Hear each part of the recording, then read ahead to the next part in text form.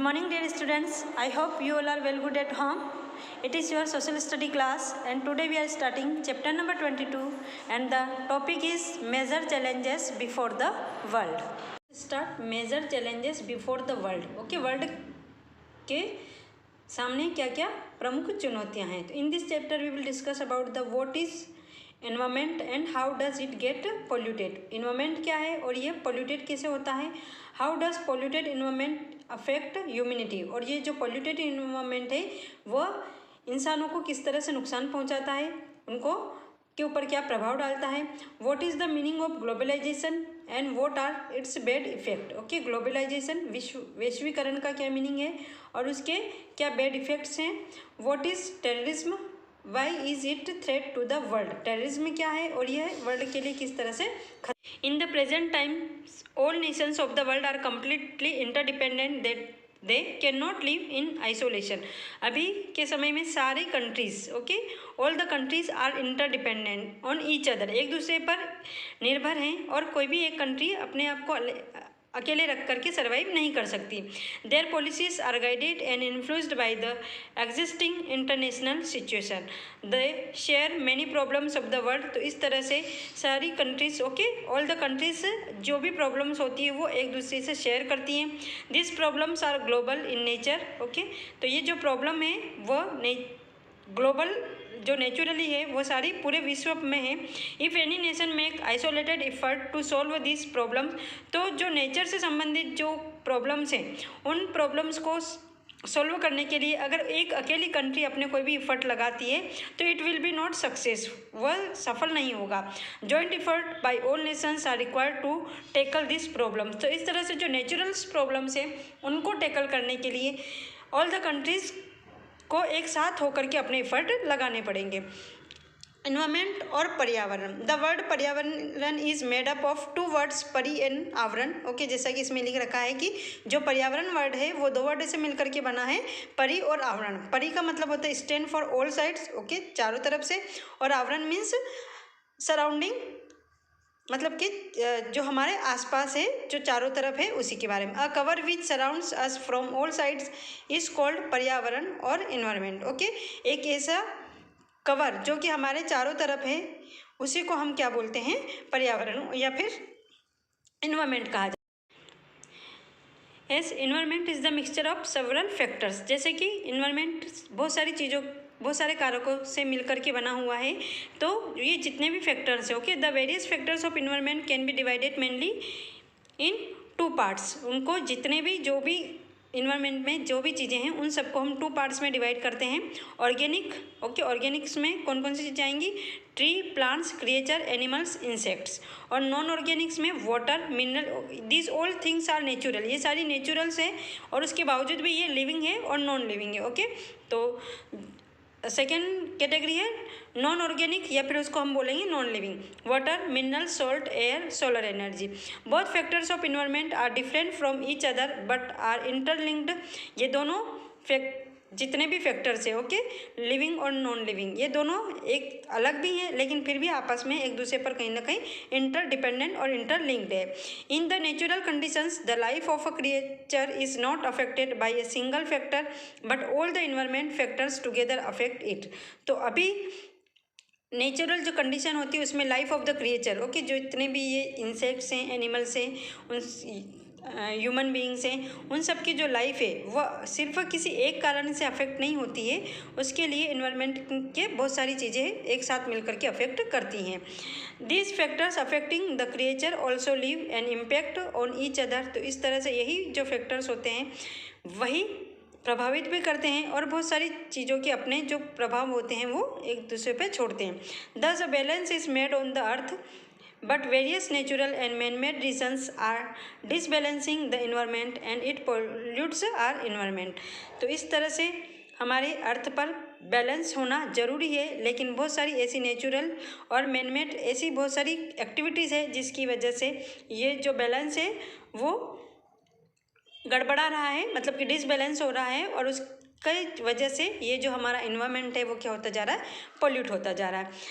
Such undesirable changes occurring in the physical, chemical and organic properties of air, water and soil, which along with human beings damage the entire natural structure, is called pollution. Okay, it is the definition of pollution. Now we will discuss about the types of pollution. Okay, so there are 3 types of pollution. So at first we will discuss about the water pollution. Water is life giving.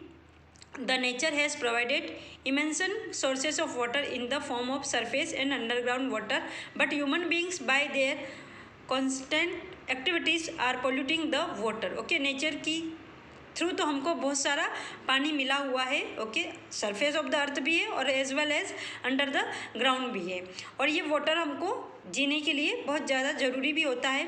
फिर भी जो इंसान होता है वह अपनी कुछ ऐसी एक्टिविटीज़ की वजह से क्या करता है, गलत एक्टिविटीज़ की वजह से जो पानी है उसको पोल्यूटेड कर देता है. The water pollution is that state in which the physical, chemical and organic properties of water show negative changes. Okay, जब वही पानी में जो उसका रेशो होना चाहिए फिजिकल, केमिकल और ऑर्गेनिक का, वह जब बिगड़ जाता है तो उसके जो इफ़ेक्ट हैं वो क्या आने लगते हैं, नेगेटिव आने लगते हैं.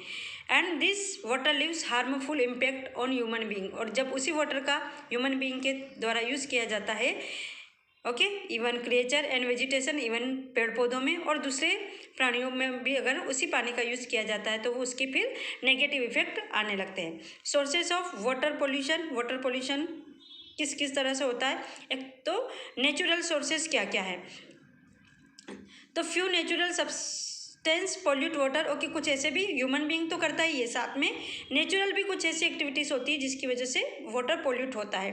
This include different gases, soil, minerals, vegetation, dead animals. Okay, तो कुछ जानवर आसपास, नदी के आसपास जैसे जानवरों का मर जाना है. ओके, पेड़ पौधों का भी उसमें पानी के अंदर मिक्स होना है, मिनरल्स का, सॉइल का भी उस पानी में मिक्स होना, और गैसेस का. तो इस वजह से the water is also polluted by soil erosion. और जो सॉइल इरोजन होता है उससे भी पानी क्या होता है, जब सॉइल है वो पानी में मिलती जाती है तो पानी क्या होता जाता है, पोल्यूटेड होता जाता है. सेकेंड है ह्यूमन सोर्सेस. तो ये तो कुछ प्रोसेस हैं, ये तो नेचुरल है. ओके, और जो ह्यूमन करता है वो कौन कौन सी एक्टिविटीज़ है. At present the main source of water pollution is human activities. लेकिन जितनी हानिकारक ये ह्यूमन एक्टिविटीज़ है उतनी हार्मफुल नेचुरल एक्टिविटीज़ नहीं होती है.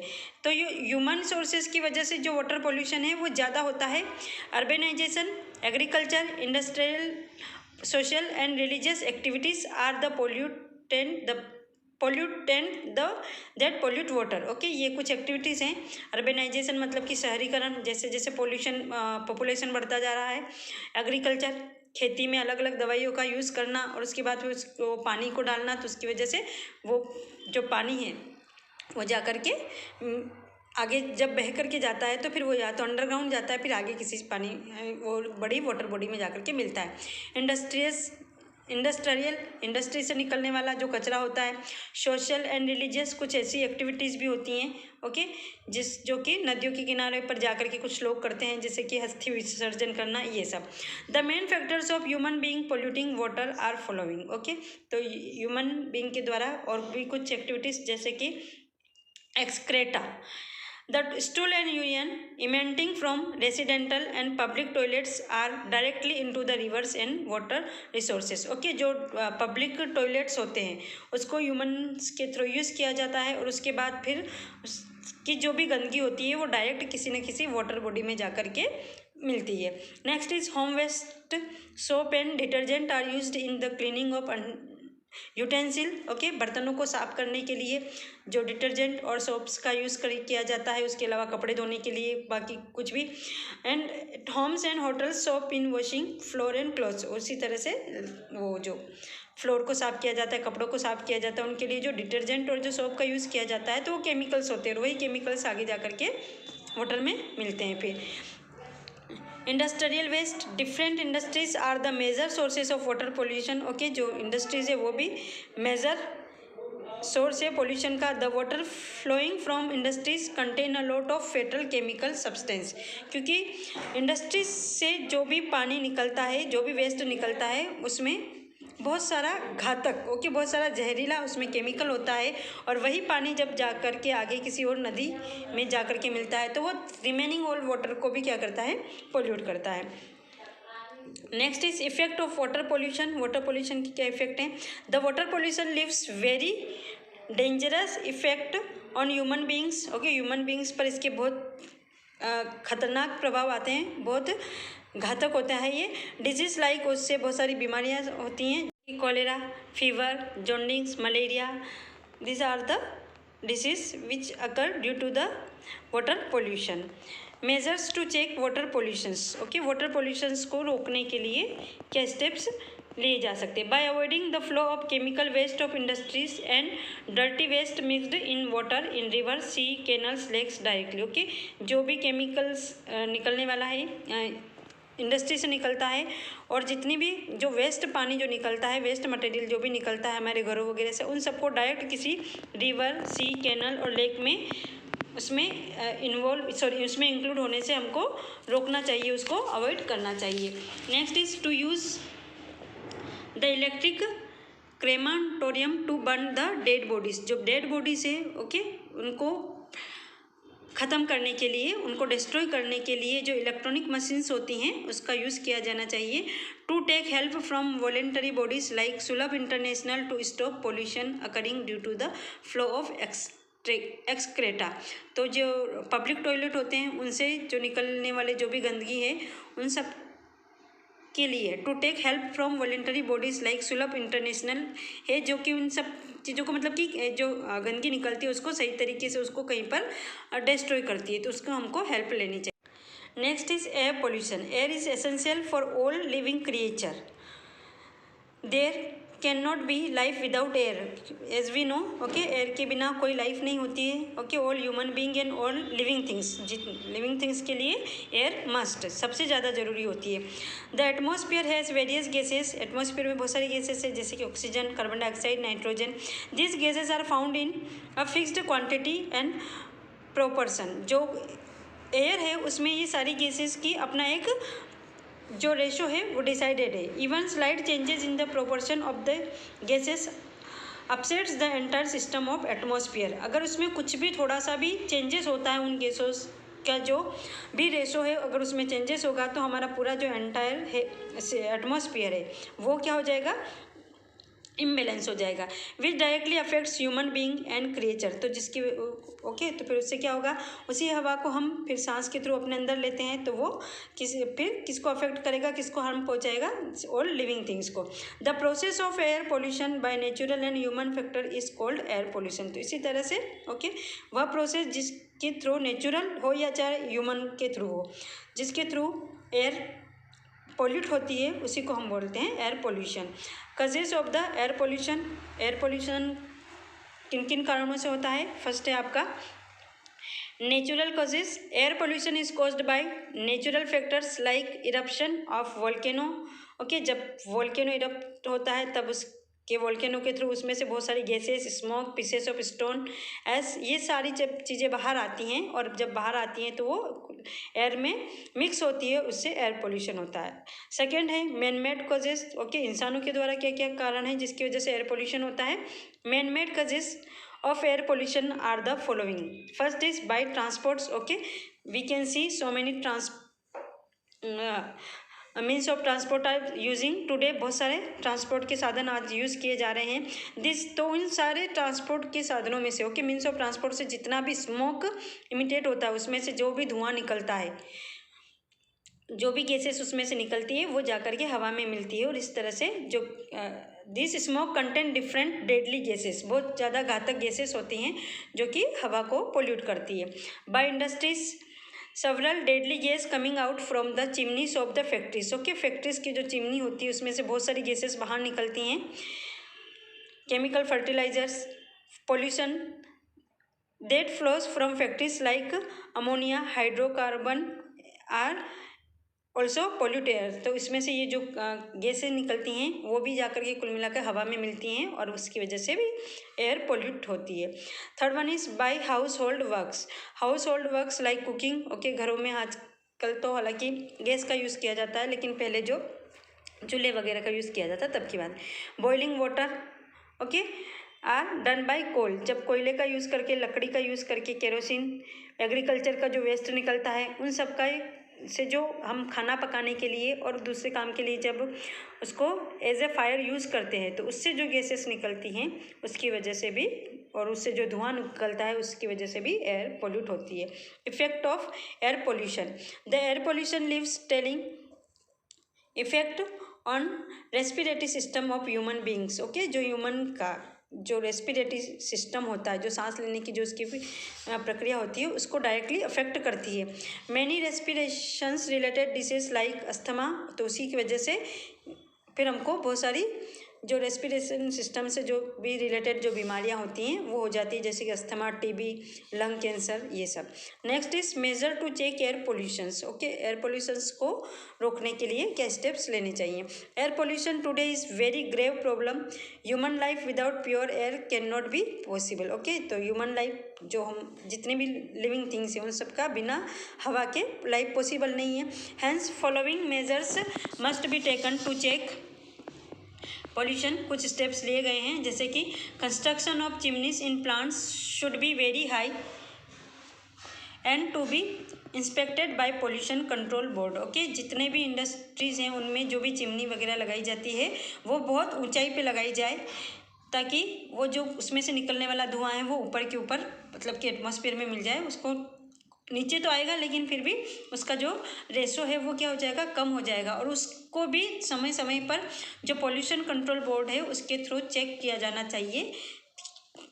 Next is to ban the use of raw coal and wood as fuel okay, कोयले और लकड़ी के जलाने पर बैन लगा देना चाहिए। To close the open sewage, खुले में कचरा फेंकना, मल करना, ये सब छोड़ देना चाहिए। To make the people aware and deforestation be checked okay, लोगों को सबसे पहले तो इन सब चीज़ें कब सक्सेस होगी, जब लोग खुद अवेयर होंगे, और उसके अलावा डिफॉरेस्टेशन भी चेक्ड, मतलब कि जो पेड़ों की कटाई है उसको रोकना चाहिए। Effective laws should be enacted, और उस सब चीज़ें कब लागू हो पाएगी उसके लिए क्या होगा, इफेक्टिव लॉज जो कानून है वो कड़े बनाए जाने चाहिए। Next pollution is noise pollution, the noise is an undesirable sound which is not Eakin two years okay, ऐसा साउंड जो कि हमारे का सुनने में हमको अच्छा नहीं लगता है उसी को हम बोलेंगे noise pollution. Too much noise increases mental tension resulting in various psychological disease, तो जब बहुत ज़्यादा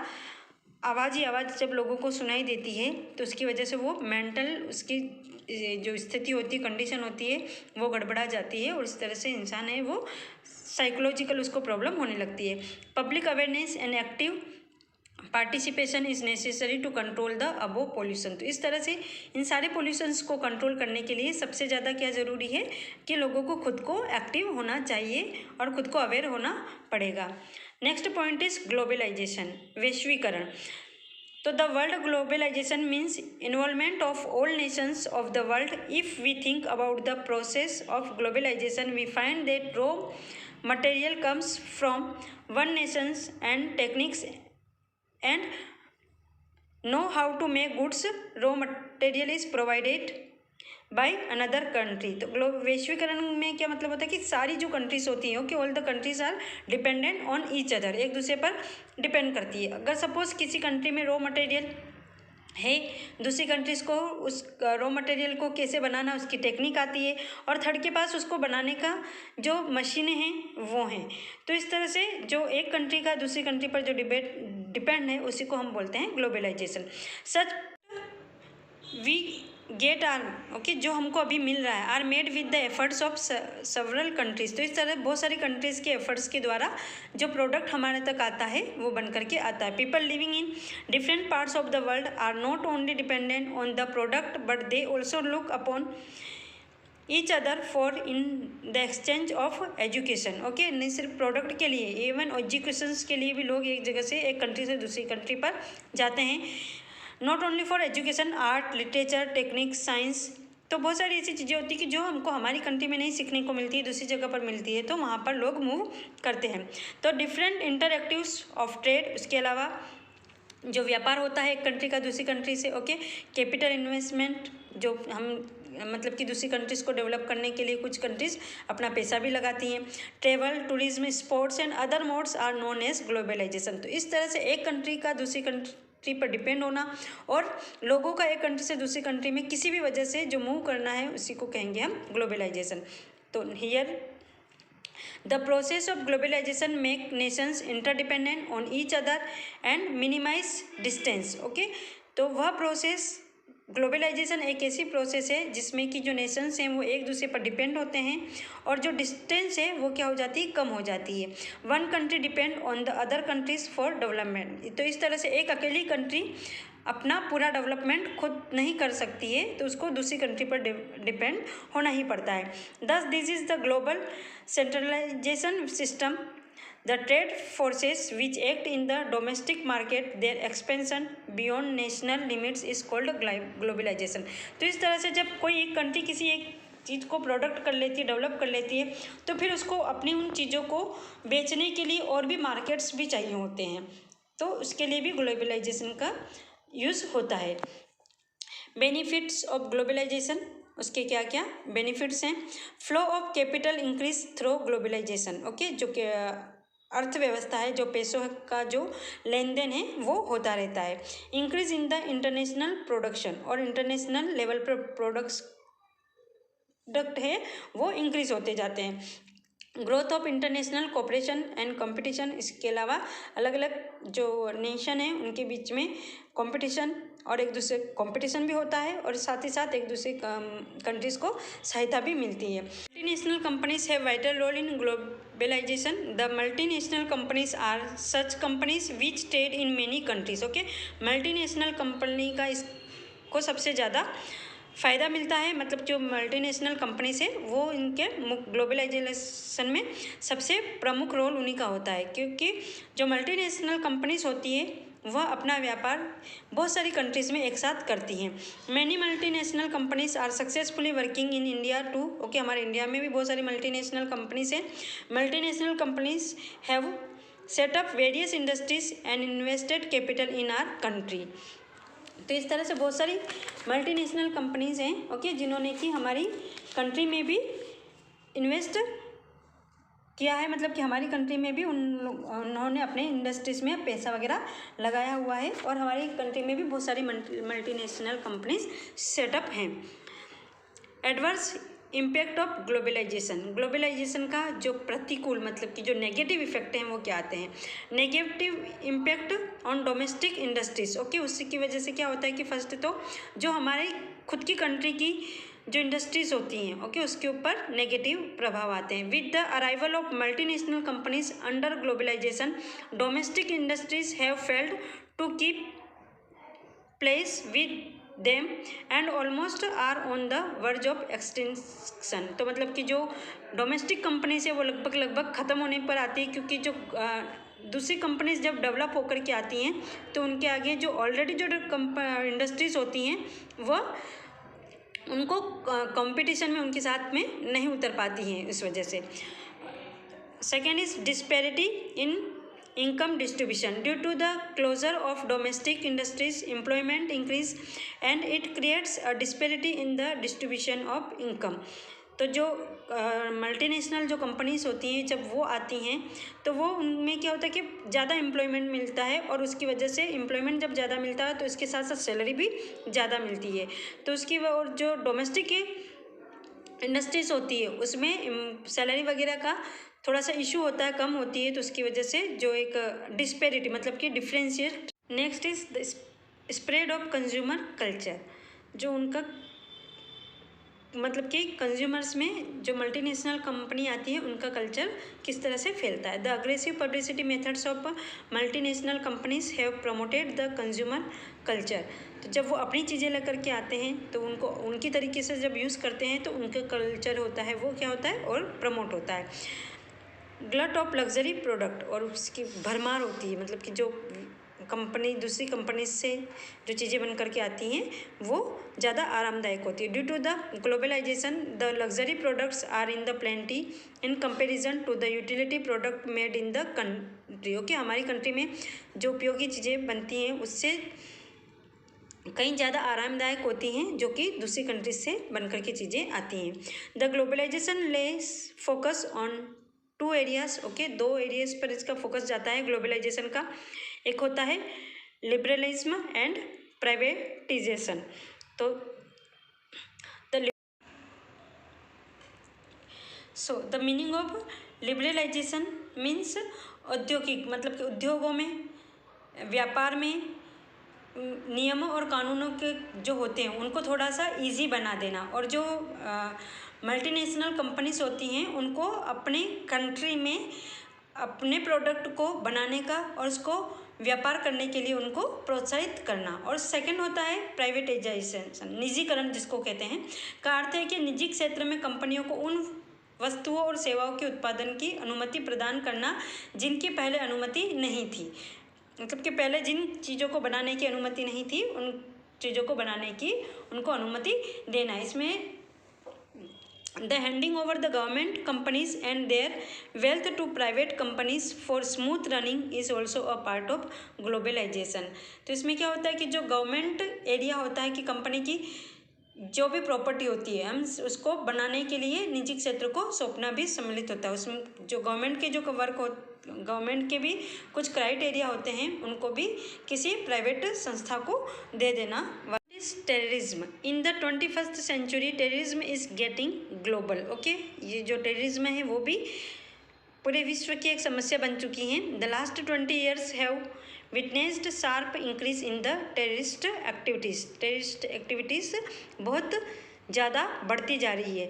terrorism is an illegal forceful mean to achieve desired goal, okay. ये आपकी टेररिज्म की डेफिनेशन है कि एक ऐसी इलीगल एक्टिविटीज़ है जिसके थ्रू ज़बरदस्ती हम किसी से अपनी बात को मनवाते हैं।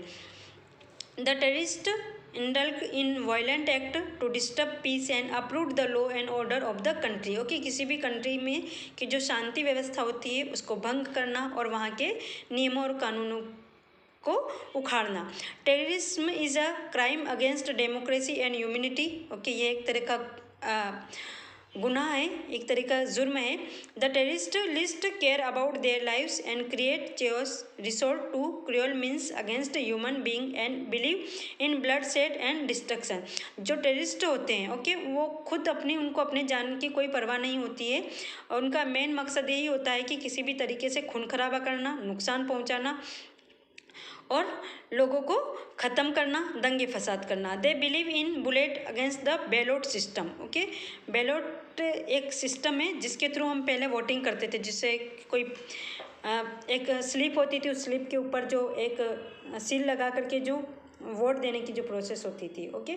तो जो टेररिस्ट होते हैं वो उसकी बजाय किस में विश्वास करते हैं? बुलेट में विश्वास करते हैं। The resort to act like, okay, वो कौन कौन सी एक्टिविटीज़ करते हैं? जैसे हाईजैकिंग, एरोप्लेन को पूरी तरह से किडनैप कर लेना, अटैक करना, murder, terror tactics and scolding, लोगों को डराना और धमकाना। Many times aged by the religious fanaticism the terrorist go on killing innocent people for no reason, okay. तो इसमें क्या होता है कि बहुत सी बार जब टेररिस्ट को धर्म के नाम पर उनको उकसा दिया जाता है और वो लोग धर्म के नाम पर क्या करते हैं कि बहुत सारे जो इनोसेंट, ओके, मतलब कि जो निर्दोष लोग होते हैं उनको भी बिना किसी वजह से मार दिया जाता है। By the activities they create rift in nation and society. इस तरह से वह समाज में और देशों में एक तरीके से मतलब कि खाई पैदा कर देते हैं, लोगों के बीच में दरार ला देते हैं। Therefore it can be said that, जैसे कि अभी दरार आ चुकी है हमारे इंडिया और पाकिस्तान में। हालांकि हम जानते हैं कि पाकिस्तान में भी रहने वाले सारे लोग ऐसे नहीं होंगे, लेकिन क्योंकि वहाँ पर रहने वाले कुछ लोग जब ऐसा कर जाते हैं तो पूरी उनकी कंट्री में और हमारी कंट्री में एक डिफरेंस क्रिएट हो जाता है। Therefore it can be said that the terrorist indulge in activities like spreading terror. तो इस तरह से यह एक ऐसी एक्टिविटीज़ है जिसमें कि जिसके थ्रू लोगों को डराया जाता है, लोगों को मारा जाता है, okay. Creating terror in society to achieve their goals, अपनी बातों को, अपने लक्ष्य को प्राप्त करने के लिए ये किसी भी तरीके से लोगों को डराते धमकाते हैं। When the terrorist get support and promotion from some foreign countries, तो लेकिन जब कुछ टेररिस्ट को किसी कंट्री के द्वारा अगर उनको सपोर्ट किया जाता है तो it is called sponsored and supported terrorism. The terrorist by killing single person try to frighten 10 people. Okay, वो क्या करते हैं कि किसी एक व्यक्ति को मार करके नेक्स्ट 10 जो 10 लोग होते हैं उनको डराने की कोशिश करते हैं। This is a new technique of psychological war. ये एक तरीके से एक युद्ध का ही मतलब कि लोगों के दिमाग में दहशत फैला देना, ये एक तरीके का उनका तरीका होता है। दे टारगेट मेनली किसको टारगेट करते हैं? Leader, institution, police, army, as all of this are the symbols of state. क्योंकि हम देखते हैं कि जब भी हमारी कंट्री की जो भी रेपुटेड चीज़ें होती हैं, अगर उनके ऊपर कोई कुछ भी टारगेट करता है तो पूरी जनता एक साथ भड़क जाती है, इसलिए वो ऐसी चीज़ों को पहले टारगेट करते हैं। By creating feeling of insecurity among the people they make abortive attempts to damage the government machinery. तो इस तरह से वो गवर्नमेंट को भी नुकसान पहुंचाने की कोशिश करते हैं और जो गवर्नमेंट की जो चीज़ें होती हैं उनको भी नुकसान पहुंचाते हैं। The terrorist spark of communal violence and hatred in the name of religion. Okay, ये किसी तरीके से भी ये हिंसा की जो मतलब कि मारपीट करना, इस तरह से एक्टिविटीज़ करते हैं और लोगों के मन में एक नफरत पैदा कर देते हैं धर्म के नाम का। Qaeda is a terrorist group on the global level. Okay, विश्व में जाना माना ये एक टेररिस्ट ग्रुप है। The terrorist of this group hijacked, ये पूरे एरोप्लेन को हाईजैक्ट करना, किडनैप करना, demolished the world trade centre in New York. Okay, New York का जो वर्ल्ड ट्रेड सेंटर था उसको पूरी तरह से वहाँ पर बॉम्ब वगैरह डाल करके उसको ध्वस्त कर देना कब किया था? ये 11 सितंबर 2001 को। टेररिस्ट एक्टिविटीज़, ये जो इनकी एक्टिविटीज़ कौन कौन सी होती हैं? The activities of terrorist are anti government and against society. Okay, समाज और गवर्नमेंट के विरोध में होती हैं। ये जो भी वर्क करते हैं उनकी जो गवर्नमेंट होती है और जो सोसाइटी में जो लोग होते हैं उनके विरोध में करते हैं। They have political goal. Okay, उनका मुख्य लक्ष्य होता है वो पॉलिटिकल होता है। Their activities are illegal and against law. Okay, नियम और कानून के विरुद्ध होते हैं। The terrorist create terror among the people, लोगों के मन में डर पैदा करना। The terrorist resort to violent mean, violent मतलब कि वही हिंसा का सहारा लेना। Terrorism kills the logical thinking, लोगों के सोचने समझने की जो क्षमता होती है उसको कम कर देती है। The terrorist try to demoralize the confidence of security force, जो सिक्योरिटी फोर्सेस होती हैं ओके, उनका जो कॉन्फिडेंस होता है उसको भी डाउन करने की कोशिश करते हैं। The terrorist use religious frenzy to fulfil their goals, और अपने खुद के उद्देश्यों को पूरा करने के लिए वो धर्म का सहारा लेते हैं। They pose threat to the security peace and integrity of the nation, हमेशा किसी भी देश की एकता, अखंडता और शांति को भंग करते हैं। They instigate other separatism forces in the country, और उसके अलावा दूसरी कंट्रीज़ के को भी भड़काने की कोशिश करते हैं। Next point is terrorism in India. Terrorism has today become come major challenge for almost all the nations of the world. Okay, world में सारे देशों के लिए, ऑल द कंट्रीज़ के लिए एक बहुत बड़ा चुनौती है आज ये। India has been also affected by terrorist activities since few decades. Okay, कुछ सालों से हमको भी इन समस्या का सामना करना। Some rivals in neighbouring countries promote fundamentalised to take to terrorism in India. कुछ हमारी राइवल मतलब कि जो कंपटीशन में है वो, और जो हमारी नेबरिंग कंट्रीज है ओके, वो जो टेररिज्म ग्रुप है उनको सपोर्ट करती है इंडिया में टेररिज्म को बढ़ावा देने के लिए। This terrorist activities have tensed the image of India secular face. तो इस तरह से उन्होंने जो इंडिया की सेक्युलर होने ओके, जो धर्मनिरपेक्ष एक कंट्री है इंडिया, उसको ख़राब करने में लगी हुई है। This is also against the Indian value of सर्वधर्म संभव एंड वासुदेव कुटुंबकम। ये जो हमारे दो प्रिंसिपल है ओके, वासुदेव कुटुंब और सर्वधर्म संभव, उसके भी खिलाफ हैं। They have also posed danger to supremacy, integrity and democracy of India. और इसके अलावा ये जो इंडिया की एकता, प्रभुत्वता और अखंडता के भी खिलाफ है। The ongoing terrorist activities in Kashmir for the last few decades have displaced the Kashmiri Pandit and they are living like refugee in their own country। अभी ongoing terrorist activity in Kashmir for last few decades, okay अभी कुछ सालों पहले जो कश्मीर में रहने वाले जो पंडित हैं, ओके उनको भी जो कि खुद की कंट्री में रहते हैं, लेकिन वो जब कश्मीर में रहते हैं तो वहाँ पर जो टेररिस्ट लोग हैं वो वहाँ पर इतने अटैक करते रहते हैं, उनके ऊपर इतने अत्याचार करते रहते हैं कि वो वहाँ पर रेफ्यूजी की तरह रहते हैं। मतलब कि उनको वहाँ पर रहना है, कभी भी वहाँ से उनको भागना पड़ सकता है। Major terrorist activities have already taken place in India like Mumbai. कई बार हमारे यहाँ पर टेररिस्ट एक्टिविटी हो चुकी हैं, जैसे कि मुंबई में जो बम ब्लास्ट हुआ था, ओके। उसके अलावा अक्षरधाम टेम्पल पर कांधार प्लेन हाईजेक्ड, एक प्लेन हाईजेक हुआ था। Terrorist attack on Indian parliament और इसी तरह से हमारे इंडियन पार्लियामेंट पर भी एक बार टेररिस्ट अटैक हो चुका है 13 दिसंबर 2001 में। Sometimes the terrorist act in the name of religion, और कुछ कई बार ऐसा भी होता है कि धर्म के नाम पर भी आतंक होता है।